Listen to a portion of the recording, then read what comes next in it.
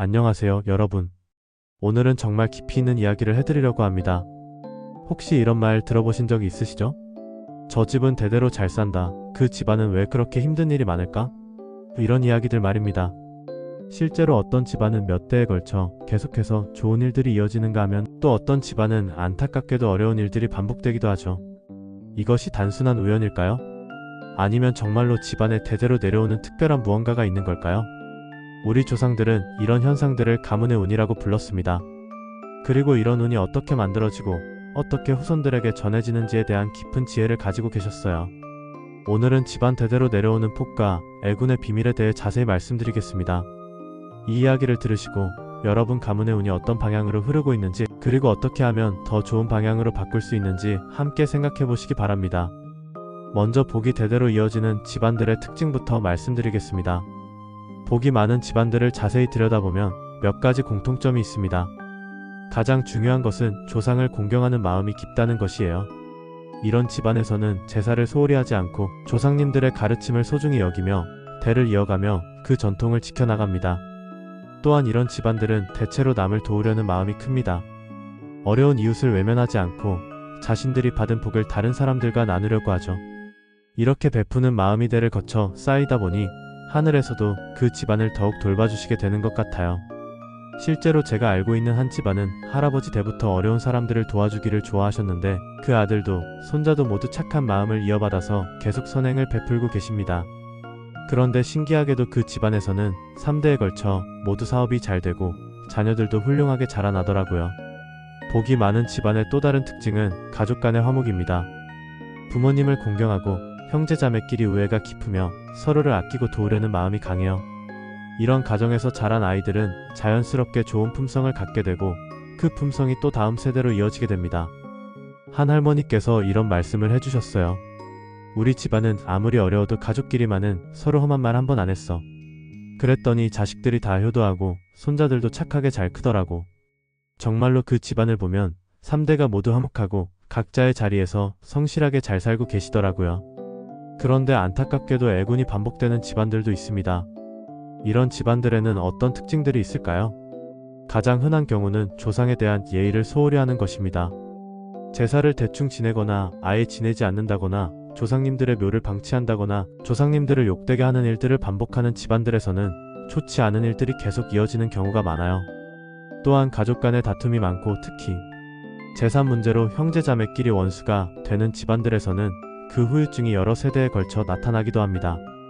부모님이 돌아가실 때 재산 분배로 싸우고 형제들이 서로 등지고 살게 되면 그 아이들도 자연스럽게 그런 모습을 보고 배우게 되죠. 한 어르신이 이런 이야기를 해주셨어요. 우리 아버지 형제들이 땅 때문에 싸워서 오랫동안 안 만났는데 신기하게도 우리 대에서도 비슷한 일이 생기더라고. 그제서야 이게 우연이 아니구나 싶어서 먼저 화해를 청했어. 정말 다행히 그분이 먼저 화해의 손을 내밀어서 가족 간의 관계가 회복되었다고 하시더라고요. 애군이 이어지는 또 다른 원인은 탐욕과 애기심입니다. 자신의 이익만을 생각하고 남을 해치면서라도 자기 욕심을 채우려고 하는 집안들에서는 그 대가가 후손들에게까지 이어지는 경우가 많아요. 부정한 방법으로 모은 재산은 결국 후손들에게 화가 되어 돌아온다는 말이 있잖아요. 그렇다면 어떻게 하면 좋은 운을 만들어 후손들에게 물려줄 수 있을까요? 첫 번째는 조상님들께 정성을 다하는 것입니다. 제사를 정성껏 지내고 조상님들의 묘를 깨끗하게 관리하며 조상님들의 가르침과 전통을 소중히 여기는 마음이 중요해요. 이것이 기본 중의 기본입니다. 두 번째는 가족 간의 화목을 유지하는 것입니다. 아무리 어려운 일이 있어도 가족끼리만은 서로 사랑하고 아끼는 마음을 잃지 않아야 해요. 특히 재산 문제로는 절대 다투지 않는 것이 중요합니다. 돈보다 가족이 더 소중하다는 것을 항상 기억하셔야 해요. 세 번째는 선행을 베푸는 것입니다. 자신이 받은 복을 혼자만 누리지 말고 어려운 이웃들과 나누려고 노력하세요. 작은 도움이라도 진심을 다해 베풀면 그 마음이 하늘에 전해져서 더 큰 복으로 돌아옵니다. 네 번째는 정직하게 사는 것입니다. 부정한 방법으로 얻은 것들은 결국 독이 되어 돌아옵니다.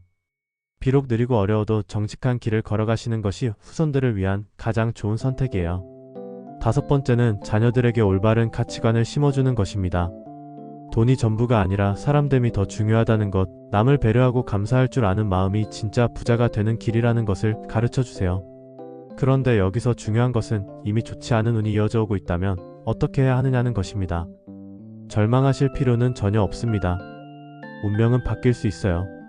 다만 그 변화에는 시간과 노력이 필요하죠. 먼저 과거의 조상님들이나 가족들이 잘못한 일이 있다면 진심으로 반성하고 사과하는 마음을 가져야 합니다. 조상님들께 정성껏 제사를 지내면서 저희가 부족했습니다 라고 마음을 다해 빌어보세요. 그리고 지금부터라도 앞에서 말씀드린 좋은 일들을 실천하기 시작하세요. 당장 큰 변화가 보이지 않더라도 포기하지 마시고 꾸준히 계속하는 것이 중요해요. 특히 베푸는 일을 많이 하시기 바랍니다. 어려운 사람들을 도와주고 좋은 일에 힘을 보태고 사회에 도움이 되는 일들을 하다 보면 서서히 좋은 기운들이 모이기 시작할 거예요. 실제로 한 집안에서는 할아버지 때부터 사업이 계속 실패하고 가족들에게 병이 많았는데 그 손자 되는 분이 조상님께 정성껏 제사를 지내고 어려운 이웃들을 꾸준히 도와드렸더니 몇 년 후부터 가족들의 건강도 좋아지고 사업도 안정되기 시작했다고 하더라고요. 또 다른 중요한 방법은 좋은 사람들과 어울리는 것입니다. 긍정적이고 선량한 사람들과 함께 지내다 보면 자연스럽게 좋은 영향을 받게 되고 그것이 가문의 운을 바꾸는 데도 도움이 됩니다. 마지막으로 절대 서두르지 마시라는 말씀을 드리고 싶어요.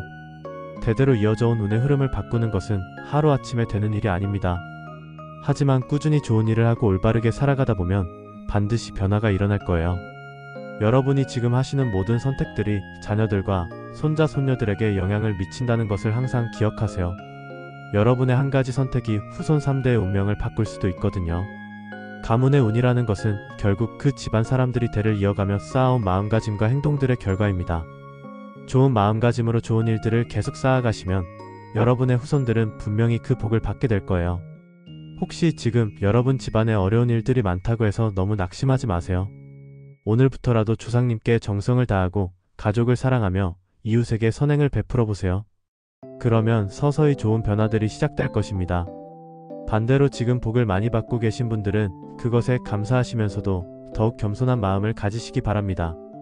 받은 복을 혼자만 누리지 마시고 어려운 분들과 나누시면서 그 복이 후손들에게도 계속 이어질 수 있도록 노력하시기 바라요.